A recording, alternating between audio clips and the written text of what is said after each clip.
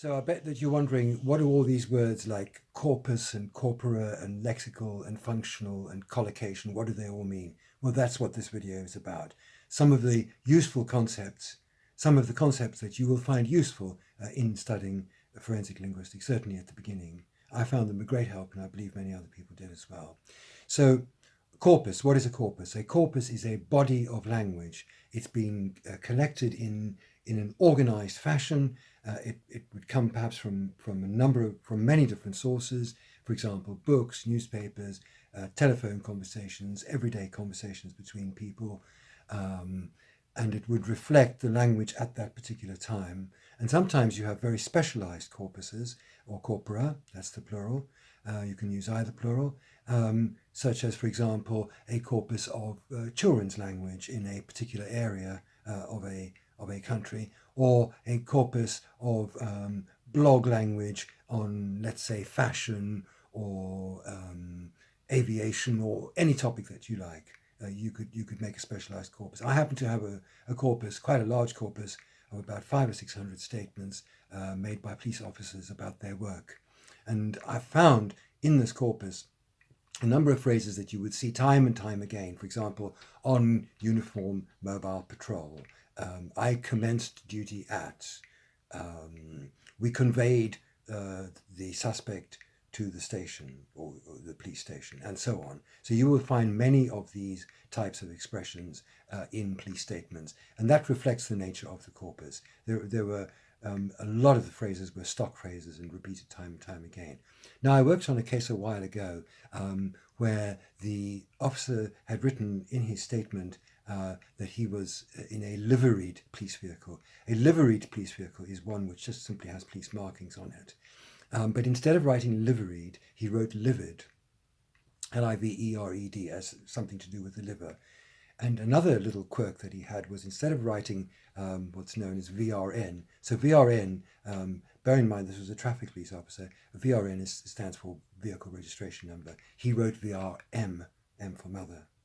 Now, how we knew that he had copied his statement from another officer was, first of all, the other officer's statement was dated much before this second officer's statement. And secondly, the first officer who had written his statement had used exactly the same forms, livered instead of liveried, and VRM instead of VRN. Well, of course, these are very rare.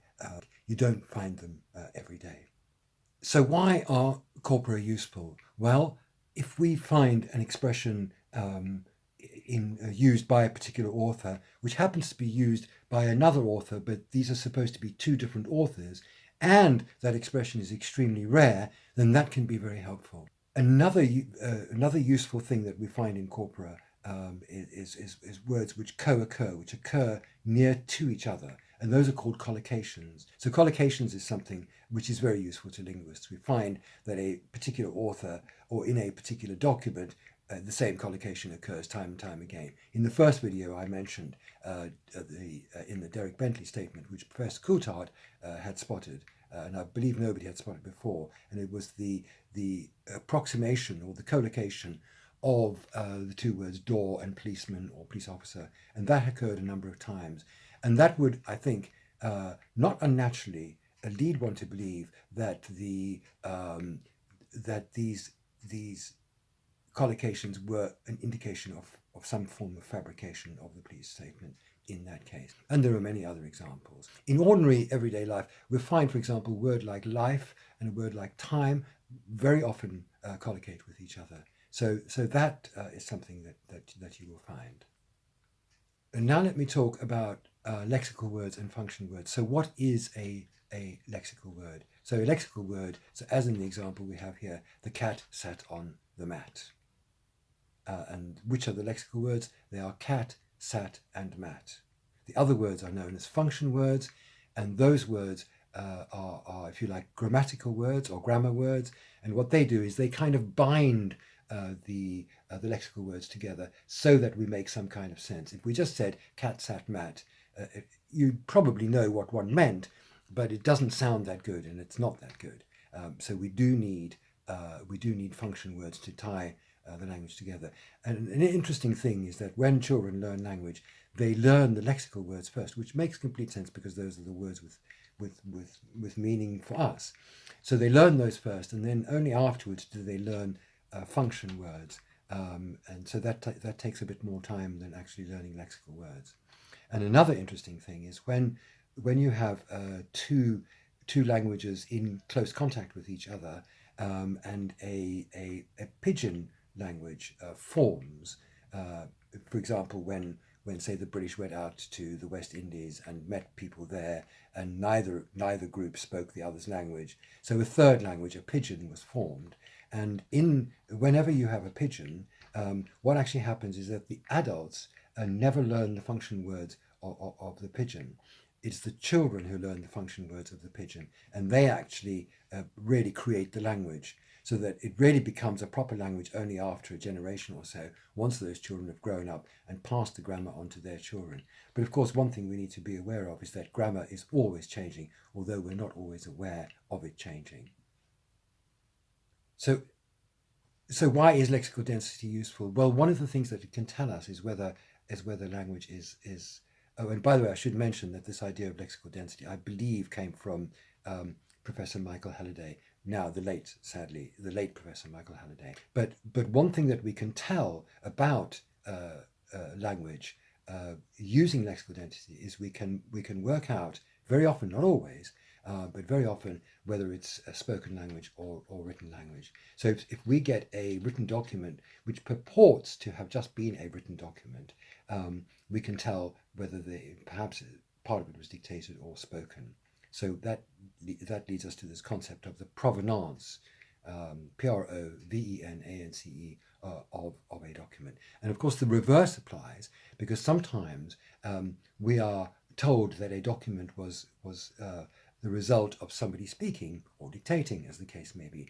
But it turns out, upon examination, we find a higher lexical density, and that would indicate that this really was a document which had originated as a written document and not a spoken. So in fact, this concept of lexical density is extremely useful, and I'm going to give you an example. So a couple of years ago, or some years ago now, there was a murder in South Carolina. A suspect was arrested, and he gave a statement. And in the statement, he is supposed to have said, when referring to a weapon that he allegedly used in this murder, yes, this was the phrase. This is him describing the weapon: a silvery-coloured, somewhat rusty 9mm semi-automatic pistol.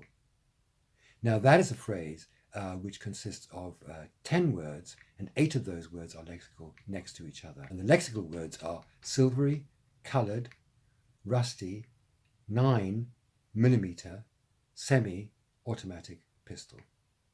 And this is quite clearly police register, because in the first place, this is not a person who had any specialty in guns. He never owned a gun or weapon of a firearm of any sort. How would he know the difference between a pistol and a revolver, for example? Secondly, how would he know that it was semi-automatic instead of being completely automatic or totally manual or whatever? I don't have a gun myself, so I have no idea. But these sort of distinctions would be the type of nice distinctions and details that a police officer would usually give when referring to a weapon or indeed a vehicle or anything else. So the proximity of all of these lexical words together, we have 8 out of 10 words in a sequence which are lexical. This does lead us to believe that this was not something which originated as spoken language. And there were many other things in that particular statement that I noticed that were simply not indicative of the speech of an ordinary person. And actually, I would go further, because in that particular case, and that was the case of James Earl Reed, in that particular case, the gentleman was very poorly educated and said to have a barely functioning intellect. So that kind of further would diminish the possibility that he would be likely to be the sort of person who would come up with such an elaborate phrase. So to sum up, in this video, we've talked about corpus of language, which is a tool which can help us to discover whether a word or expression is rare, or if it's a very contemporary corpus, what is trending. So on Facebook and Twitter, they will use corpus tools to discover what's trending and what's not trending, and when something becomes starts to trend, and when something stops trending. Collocations, we talked about that. So when two or more words occur regularly in close proximity to each other, and they are collocates of each other. The third tool that I've spoken about here is lexical density, so the number of lexical words in a document.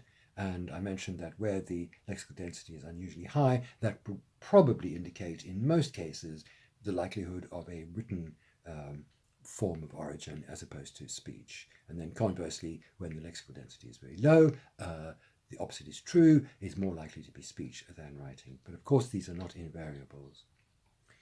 Very good. Thank you for listening. I hope that helped and gave you some ideas of the sort of things that we can do in forensic linguistics to find out the origin of a text or a document. Of course, there are many others, including linguistic profiling, where we can look at the age of the person, their gender, their profession, the area where they are likely to have originated geographically, and so on.